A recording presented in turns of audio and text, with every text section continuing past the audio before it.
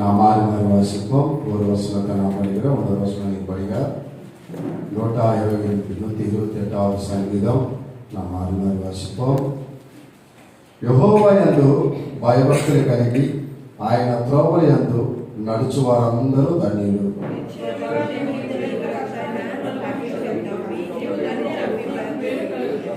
నీ లోకిట నీ భార్య ఫలించు ద్రాక్షవల్లి వలె ఉండును. నీ భోజనపు బల చుట్టూ నీ పిల్లల ఒలివ మొక్కల వలె ఉండును.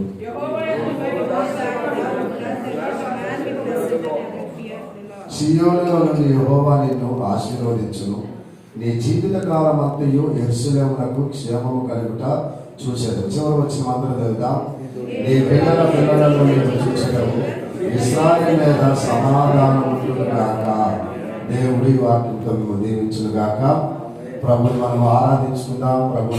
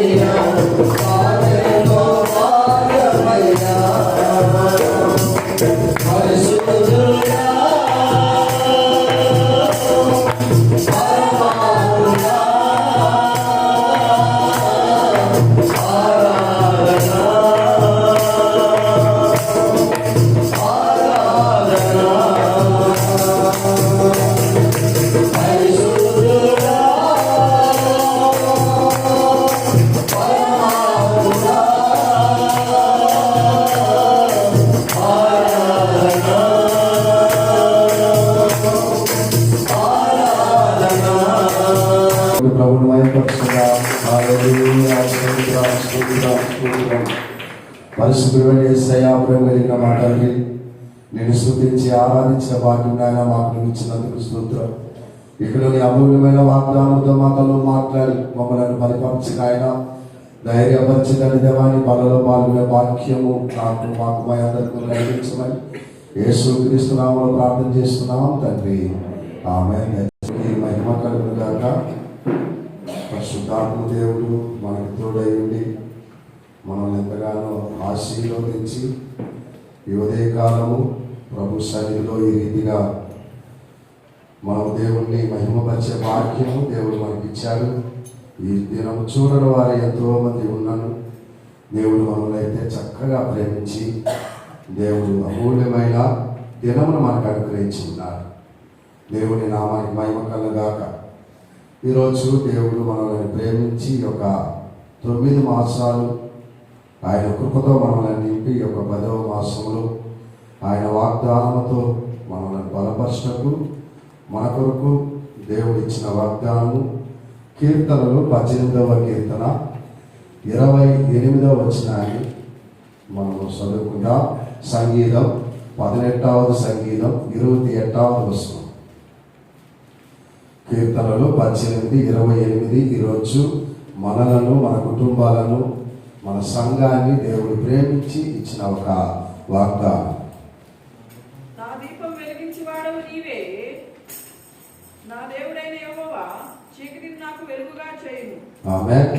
నా దీపము వెలిగించువాడవు నీవే, నా దేవుడైన యెహోవా చీకటిని నాకు వెలుగుగా చేయును.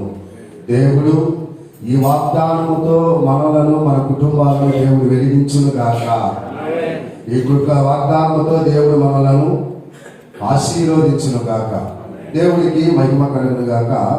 దేవుడి యొక్క వాక్యంలో మనం చూస్తూ ఉన్నప్పుడు నా దీపమును వెలిగించువాడవు నీవే, నా దేవుడైన యెహోవా చీకటిని నాకు వెలుగుగా చేయను అని చెప్పి దేవుని యొక్క వాక్యంలో మనం చూస్తూ ఉంటున్నాం. ఈరోజు నీ యొక్క దీపాన్ని వెలిగించి నీ చీకటిని వెలుగుగా చేయవాడు ఆయన ఒక్కడే. కాబట్టి ఈరోజు మరి దేవుడు నీ కుటుంబంలో ఉన్న ప్రతి చీకటిని, అంటే చీకటి అనే కష్టము, చీకటి అనే నష్టము, చీకటి అనే ఆందోళన, చీకటి అనే ఇరుకు, చీకటి అనే ఇబ్బంది, చీకటి అనే రోగము, చీకటి అనే తెలియని యొక్క అంధకారం, చీకటి అనే తెలియని యొక్క అంధకారం. కాబట్టి అర్థమగాని స్థితిలో మరి గత 9 మాసాలు ఒకవేళ మీరు ఏదో ఒక చీకటి, అంటే నీకు తెలియని యొక్క ఆందోళనలో, అంధకారంలో ఈరోజు దేవుడు నిన్ను, నీ కుటుంబాన్ని దేవుడు ఆ చీకటిని తొలగించి ఆయన యొక్క గొప్ప వెలుగుతో నేను వెలిగించాలని దేవుడు ఇష్టపడుతున్నాడు. నీ కుటుంబానికి ఒక వెలుగునివ్వాలని దేవుడు ఇష్టపడుతున్నాడు. ఆ యొక్క చీకటినంతా కూడా దేవుడు తొలగించి నీకు ఒక గొప్ప వెలుగు, అంటే ఇంతవరకు నీ దీపము ఆరిపోయి ఉన్న ఆ దీపాన్ని, ఆ యొక్క కుటుంబంలో ఉన్న కష్టాలను, ఆ యొక్క ఇబ్బందులను, ఆ బాధలను అన్నిటినీ దేవుడు వేదాంతుల నుంచి నీకు ఒక వెలుగును, ఒక ఆశీర్వాదాన్ని దేవుడు ఇచ్చేదానికి ఈరోజు దేవుడు ఒక వాగ్దానముతో నీకు దేవుడు అనుగ్రహించి ఉన్నాడు. అంటే ఈరోజు మనకి తెలియని ఒక పరిస్థితి, అంటే కొన్ని స్థితులలో ఎట్లుంటుందంటే మనకు వచ్చిన కష్టాలు కానీ, మనకు వచ్చిన ఇబ్బందులే కానీ, మనకు వచ్చిన బాధలో మనం ఏమైపోతామంటే ఆందోళన చెందుతాం. ఎందుకు ఈ బాధ, ఎందుకు ఈ కష్టం, ఎందుకు ఈ వేదన, ఎందుకు ఈ శరీర బలహీనము అని చెప్పి మనకి తెలియకుండానే మనము ఒక బాధలో ఉండిపోతూ ఉంటాం. అందుకే దేవుడు అంటూ ఉన్నాడు, ఈరోజు ఏ దీపం అయితే వెలుగుతూ ఉన్న ఆ యొక్క దీపము ఆరిపోయిన స్థితిలో, అర్థమగాని స్థితిలో ఉన్న నీ పరిస్థితిని నేను మార్చేదానికి నీ దీపాన్ని వెలిగిస్తాను, నీ కుటుంబానికి ఒక వెలుగునిస్తాను. నీ కుటుంబానికి ఒక వెలుగు అర్థమవుతుంది. మన ఇంటిలో కరెంట్ ఆఫ్ అయిపోయింది అనుకో, మనకు అదొక ఆందోళనగా కనిపిస్తుంది. అదే కరెంట్ వచ్చి వెలుగు వచ్చినప్పుడు మనకు ఒక ఆనందం కనిపిస్తుంది, ఒక ఆనందం కనిపిస్తుంది. అలాగనే మనకున్న కష్టాల్లో కానీ, మనకున్న ఇబ్బందుల్లో కానీ కదా, కుటుంబాన్ని నడిపే స్థితిలో కానీ, అర్థము కానీ ఒక స్థితి అర్థమైందండి. అది 1 నెల వచ్చు, 2 నెలలు వచ్చు, 3 నెలలు, లేకపోతే 9 నెలలు, ఈ సంవత్సరంలో 9 నెలలు ఒక చీకటమయమైన కష్టంలో మీరు ఉండవచ్చు. కానీ ఈరోజు దేవుడు ఈ ఉదయకాల సమయంలో అంటూ ఉన్నాడు, నీ చీకటి అంతటిని నేను వెలుగుగా మార్చబోతున్నాను, నీ చీకటి అంతటి నేను తరమగొట్టబోతూ ఉన్నాను అంటున్నాను. యెహోవాయే మనకి వెలుగునిచ్చేవాడు, ఆయనే మన కష్టాన్ని తీర్చేవాడు, ఆయనే మన బాధలను తొలగించేవాడు, మన నష్టంలో నుంచి, మన ఆందోళనలో నుంచి, మన యొక్క అంధకారంలో నుంచి మనల్ని ఆయన నడిపించేది. ఆయనను నమ్ముకొని ఆయనతో మనం జీవించినప్పుడు ఆయన మనకి వెలుగునిస్తాడు, వెలుగునిచ్చేది. కాబట్టి ఈరోజు మనము ఆ చీకటిని బట్టి మనం ఏం చేస్తుంటామంటే భయపడుతూ ఉంటాం. చీకటిని బట్టి మనం ఏం చేస్తాం? భయపడుతుంది. ఒక చీకటి ప్రాంతం అన్నా సరే, ఒక చీకటి అయినా సరే, మామూలుగా మనం చూసినప్పుడు ఎవరైనా ఇంట్లో ఒంటరిగా ఉన్నప్పుడు అర్థమైందండి, ఆ యొక్క ఏరియా మొత్తం చీకటి అయిపోతే, లేకపోతే ఇల్లంతా చీకటి అయిపోతే అదే ఇంట్లో జీవిస్తూ ఉంటాం, అదే ఇంట్లోనే మనం ఉంటాం. ఒంటరిగా ఉన్నప్పుడు ఆ ఇల్లు చీకటి అయినప్పుడు ఒక భయం, నీకు తెలియని ఒక భయం, నీకు తెలియని ఒక ఆందోళన. ఎందువల్లంటే ఆ యొక్క అంధకారం అనేది, ఆ చీకటి అనేది ఒక భయాన్ని తీసుకొని వస్తుంది. ఆ భయమే మన యొక్క హృదయానికి బాధ తెప్పిస్తుంది. ఆ భయమే మనలను ఒకలాంటి ఆలోచనకు తీసుకుని పోయి మన శరీరానికి బలహీనత తీసుకుని వస్తుంది, మన శరీరానికి బలహీనత తీసుకుని వస్తుంది. కాబట్టి దేవుని యొక్క వాక్యం చెబుతున్నది, ఏ చీకటి అయితే నిన్ను భయపెట్టించిందో, ఏ చీకటి అయితే నిన్ను ఆందోళన తీసుకొస్తుందో, ఏ చీకటి అయితే నిన్ను బలహీనపరుస్తుందో, ఆ చీకటిని నేను తొలగించి నీకు వెలుగునిస్తాను అంటున్నాను. ఆ చీకటి తొలగించి వెలుగునిస్తాను. కాబట్టి నీవు దేనికి కూడా ఏం చేయదన్నాడు? భయపడని అవసరం లేదు అన్నాడు. దేనికి భయపడదు. యెషయా గ్రంథము 12వ అధ్యాయము 2వ వచనం మనం చూస్తే, యెషయా 12వ అధ్యాయం 2వ వచనం పాడిన యెషయా గ్రంథము 12వ అధ్యాయం 2వ వచనం మనం చూసినప్పుడు అక్కడ ఒక అద్భుతమైన మాట ఉంది. ఇదిగో నా రక్షణకు కారణభూతుడగు దేవుడు, నేను భయపడక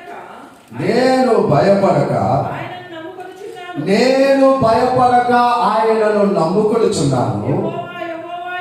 యెహోవాయే నాకు బలము, నా కీర్తనాస్పదము అంటున్నాడు.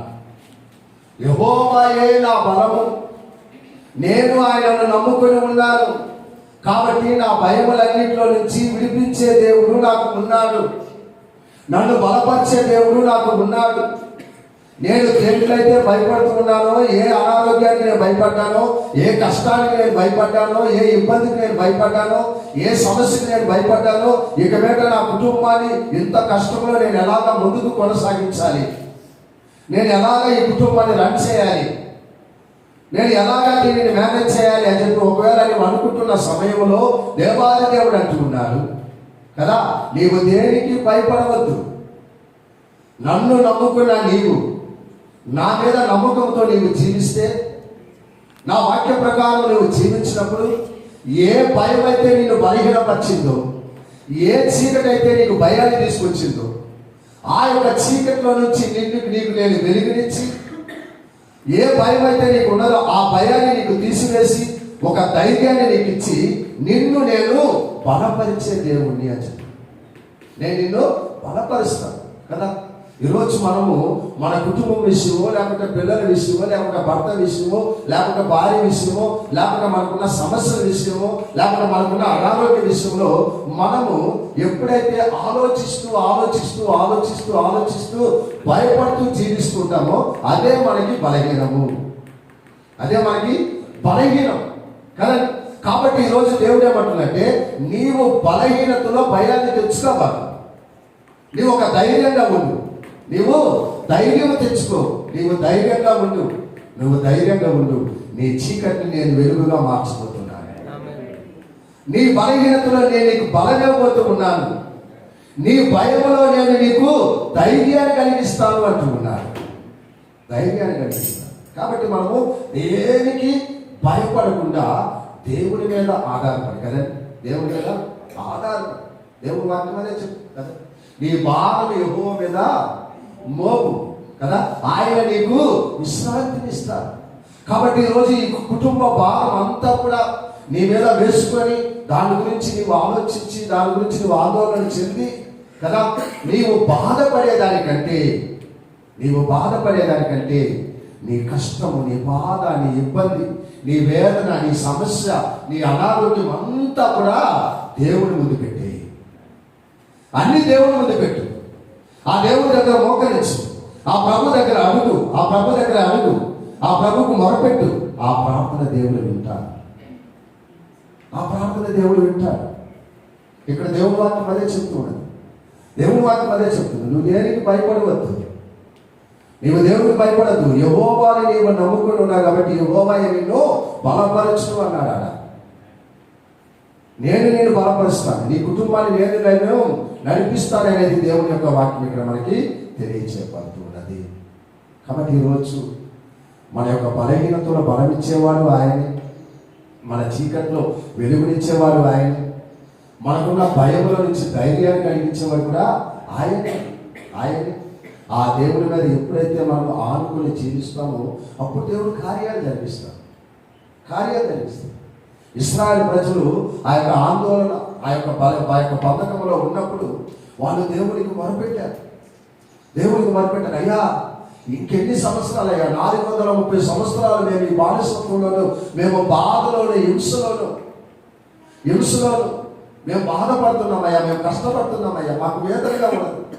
ఈ యొక్క బానిసత్వం మేము తట్టుకోలేకపోతూ ఉన్నాం. దేవా నీ కరుణ మా మీద చూపించినాయి, నీ దయ మా మీద చూపించయ్యా, మేము తట్టుకోలేకపోతున్నాం, దయతో మమ్మల్ని ఇక్కడి నుంచి విడిపించు అని చెప్పి దేవుడి దగ్గర ఏడుస్తూ ఉన్నారు. ఆ ప్రజలు ఏడుస్తూ ఉన్నారు.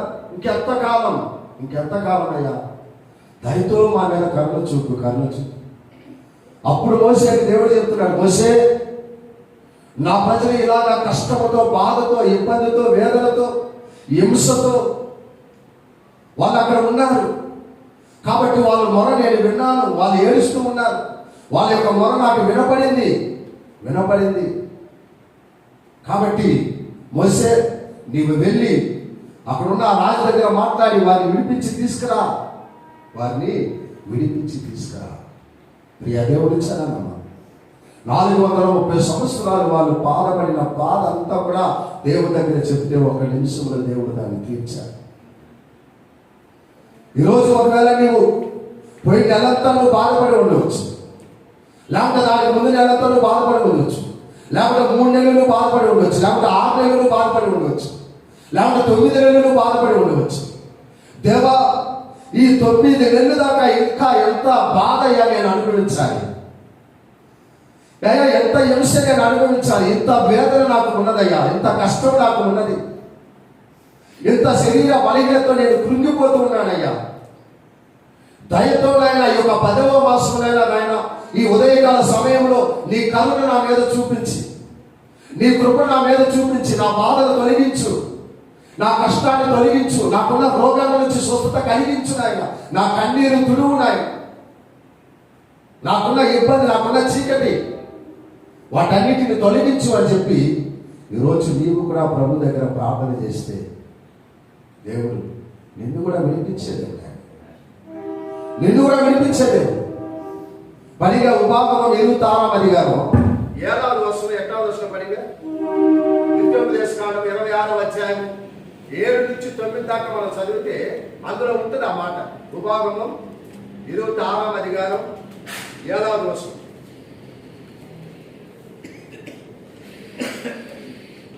ద్వితీయోపదేశకాండం 26:7.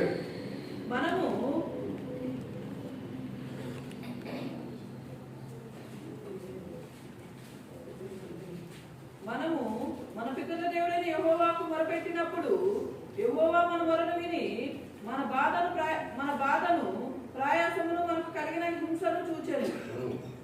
అప్పుడు యెహోవా బహుబలము వలనను, చాపిన చేతి వలనను, మహాభయము వలనను, సూచక క్రియల వలనను, మహత్కార్యముల వలనను ఐగుప్తులో నుండి మనల్ని రప్పించి ఈ స్థలమునకు మనలను చేర్చి పాలు తేనెలు ప్రవహించే దేశమైన ఈ దేశము మనకిచ్చాడు. దేవునికి మహిమ కలుగాక. చూడండి ఎంత అద్భుతంగా చెప్తున్నాడు.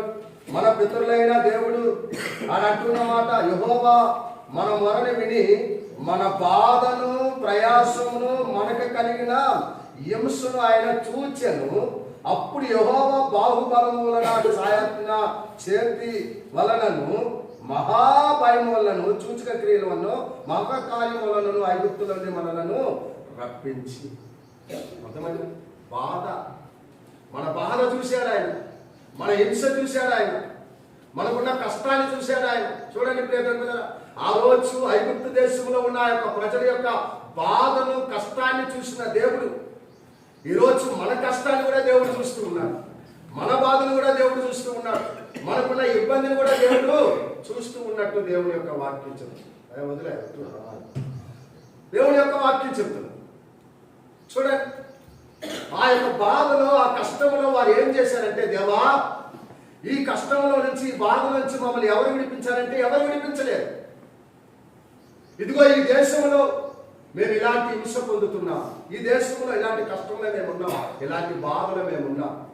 దేవా మా మీద కరుణ చూపయ్యా, మా మీద దయ చూపి మమ్మల్ని విడిపించు, విడిపించు అని ఎప్పుడైతే ఆ ఇశ్రాయేలు ప్రజలు దేవుడి దగ్గర మొరపెట్టారో, అప్పుడు దేవుడు మోషే ద్వారా వారిని విడిపించి పాలు తేనెలు ప్రవహించే దేశానికి వారిని రప్పించాడని చెప్పి దేవుని యొక్క వాక్యము చెప్తున్నారు.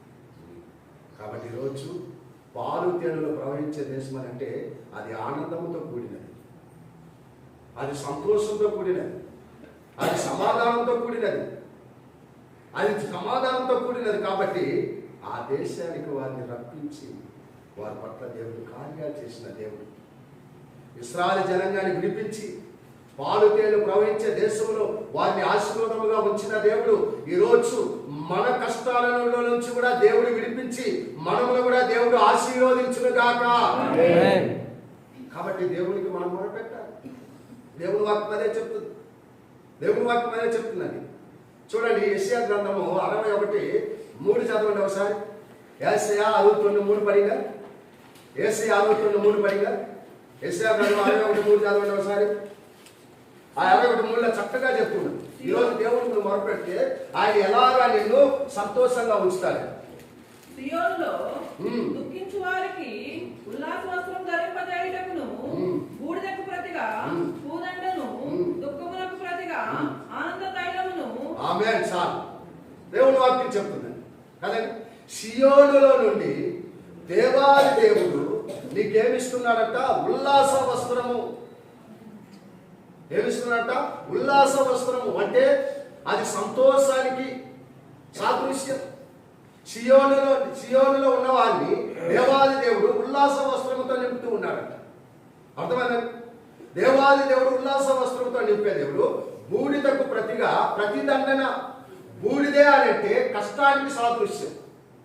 బూడిదే అని అంటే మరి అనేకమైన ఇబ్బందులకు ఒక సాదృశ్యం. బూడిదలాగా అయిపోయింది నా జీవితం కదండి, గాలిలాగా పొట్టులాగా ఎగిరిపోతున్నా నా యొక్క కుటుంబ జీవితం. అందులో భూదండగా దేవుడు నిన్ను మార్చి కదండి, దుఃఖానికి ప్రతిగా నీకు ఆనంద తైలముతో దేవుడు నింపుతూ ఉన్నాడు కదండి. ఈరోజు నీకు నీ హృదయంలో, నీ కుటుంబంలో ప్రతి దుఃఖము యేసు నామములో తొలగిపోవును గాక. నీ యొక్క కుటుంబము ఆనందముతో ఉండును గాక. నీ కుటుంబానికి దేవుడు ఒక వెలుగుని అనుగ్రహించును గాక. దేవుడు వాక్యం చెప్తున్నాడు. నీ దుఃఖానికి ప్రతిగా నీకు ఆనందం ఇచ్చేవాడు. ఆ ఇశ్రాయేలు ప్రజలు దుఃఖముతో, వేదనతో, బాధతో ఏడ్చారు. దేవా ఇంకెంత కాలం అయ్యా, ఇన్ని సంవత్సరాలు మేము బాధపడుతున్నాం. అలాగే నేను కూర్చొని ఉన్న నీవు కూడా, నేను 9 నెలలు నేను బాధపడ్డాను కదా, లేకుంటే నేను 6 నెలలు బాధపడ్డాను, లేకుంటే నేను 3 నెలలు బాధపడుతున్నాను. ఈ కష్టంలోంచి నా దేవుడు నన్ను విడిపించరా? ఈ బాధలో నుంచి దేవుడు నన్ను విడిపించరా? ఈ దుఃఖంలోంచి దేవుడు నాకు ఒక ఆనందాన్ని ఇవ్వడా కదా? ఈ యొక్క ఇబ్బందుల నుంచి దేవుడు నాకు ఒక ఉల్లాస వస్త్రాన్ని దయచేయడా? అలాంటి ఆలోచనతో, అలాంటి హృదయ ఆశతో ఒకవేళ నీవు దేవుని సన్నిధిలో కూర్చొని ఉన్నావేమో, దేవుని మందిరంలో నీవు ఈరోజు ఆశతో వచ్చి నా దేవుని యొక్క వాగ్దానం ద్వారా కనీసం ఈ 10వ మాసంలో దేవుడు నన్ను బలపరుస్తాడేమో, నన్ను ధైర్యపరుస్తాడేమో, నాకు ఒక ఆనందాన్ని ఇస్తాడేమో అని చెప్పి ఒకవేళ నువ్వు కూర్చొని ఉన్నాడు. దేవుడు అంటున్నాడు, నీ దుఃఖానికి ప్రతిగా నీకు ఆనందాన్ని నేను కలుగు చేస్తాను. నీ బలహీనతలో నేను నీకు బలమిస్తాను. నీ భయం నుంచి నేను నీకు ఒక ధైర్యాన్ని ఇస్తాను. పాలు తేనెలు ప్రవహించే దేశంలో వారిని ఎలాగైతే పెట్టానో అలాగే ఈ దేశంలో నీవు ఉన్నప్పుడే, ఈ ప్రాంతంలో ఉన్నప్పుడే, ఇప్పుడే నా యొక్క వాక్యము ద్వారా నిన్ను నేను ఆశీర్వదిస్తాను అంటున్నాను. ఆశీర్వదిస్తాను. చివరి మాట 119వ సంగీతం 50వ వచనం పనిగా 119వ కీర్తన 50వ వచనం చదవండి. దేవుడి యొక్క వాక్యం ఎంత ఆదరణ మనకు కలిగిస్తుందో, దేవుడి వాక్యం మనం ఎలాగా బ్రతికిస్తుందో. 119:50 119:50 నీ వాక్యం నన్ను బ్రతికించును, నా బాధలలో ఇదియే నాకు నెమ్మది నెమ్మదిని కలిగించును అంటారు. అర్థమైందండి? ఆయన వాక్యమే, ఆయన వాక్యం. నాకెందుకు ఆయన కష్టం, నాకెందుకు ఈ బాధ, నాకెందుకు ఈ రోగం, నాకెందుకు ఈ సమస్య, నాకెందుకు ఈ ఆందోళన, ఈ బ్రతికేదానికంటే నేను చచ్చిపోతే చాలు, నేను చచ్చిపోతే మేలు అని చెప్పి మీ హృదయ తలంపులలో అలాంటి ఆలోచన వచ్చి కూర్చున్న వారు ఉన్నారు. మీ కష్టాన్ని బట్టి, మీకు వచ్చే శ్రమను బట్టి తట్టుకోలేక కానీ దేవుడు వాక్యం అంటుంది, నా వాక్యము నిన్ను బ్రతికిస్తుంది, నా వాక్యము నిన్ను జీవింపజేస్తుంది, నా వాక్యముతో నీవు జీవించు. నీకున్న బాధో, నీకున్న కష్టమో, నీకున్న హింసో, నీకున్న రోగమో ఏది ఉన్నా కూడా అందులో నీకేమి కలిగిస్తుందంట? నెమ్మది కలిగిస్తుంది, సమాధానం కలిగిస్తుంది, సంతోషం కలిగిస్తుంది, ఆనందం కలిగిస్తుంది. కాబట్టి ఈ ప్రపంచంలో మనం ఎవరైనా విడిచిపెట్టవచ్చు. మన దేవుడు విడిచిపెట్టే దేవుడు కాదు. ఆయన నమ్ముకున్న బిడ్డలను ఆయన ఇప్పుడు కూడా విడిచిపెట్టడు. కాబట్టి నీ దీపము వెలిగించువాడు ఆయనే, నీ చీకటిని తొలగించువాడు ఆయనే. కాబట్టి ఆయనను నమ్ముకో, ఆయన మీద పరిపూర్ణముగా ఆనుకొని జీవించు. నీకున్న భయాన్ని దేవుడు తీసివేస్తాడు. నా బిజినెస్ విషయమా, నా కుటుంబ విషయమా, నా పిల్లల విషయమా, నా భర్త విషయమా, నా భార్య విషయమా, ఆర్థిక సమస్య ఏది ఉన్నా కూడా దాని గురించి ఆలోచించి నీవు భయపడి బలహీనము తెచ్చుకునేదానికంటే పూర్తిగా దేవుడికి సమర్పించుకో, పూర్తిగా దేవుడు వాక్యం మీద ఆధారపడి జీవించు. దేవుడు నీ భయాలన్నీ కొట్టివేస్తాడు, నీ బాధలన్నీ తీసివేస్తాడు, నీ కన్నీరంతా తుడిచివేస్తాడు. దేవుడే నీకు సహాయం చేస్తాడు, దేవుడే నీకు సహాయం చేస్తాడు, సహాయం చేసే దేవుడు. కాబట్టి దేవుని వాక్యం చెప్పు.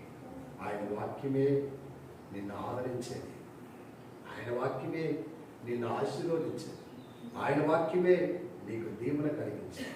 ఒక ఉల్లాసం, 9 నెలలు చూడని ఒక ఆనందాన్ని దేవుడు ఈ 10వ మాసంలో కలిగించును గాక.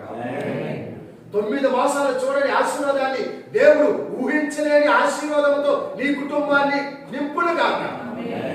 గొప్ప కార్యాలు దేవుడు ఈ 10వ మాసంలో నీకు చేయాలని ఇష్టపడుతున్నాడు. కానీ నీవు చేయవలసిందల్లా దేవుడి వాక్యానికి లోబడి భయపడి నీవు జీవించినప్పుడు నీ కుటుంబంలో, నీ హృదయంలో ఉన్న ప్రతి చీకటి యేసు నామములో దూరం అవును గాక.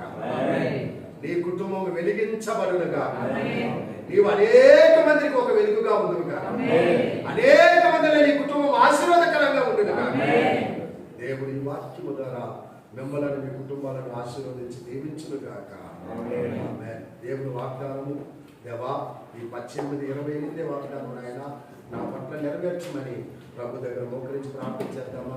ప్రభు దగ్గర మోకరించి ప్రార్థన చేద్దాం. దేవా ఈ వాగ్దానం మమ్మల్ని బలపరచండి.